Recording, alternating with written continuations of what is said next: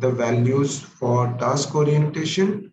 So you go to this Excel sheet, go to this 4 indicator sheet, and then you just paste these loadings here and you get 0.894 and 0.679. Let us validate 0.894 and 0.679.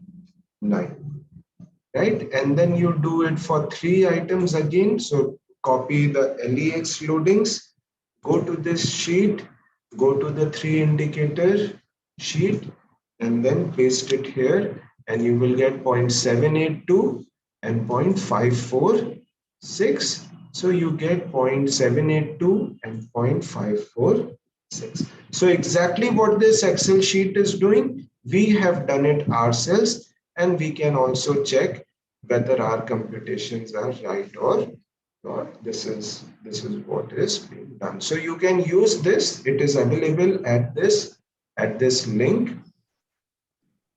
Okay, just download this Excel file and then you can start working once you do your measurement. Sir, in case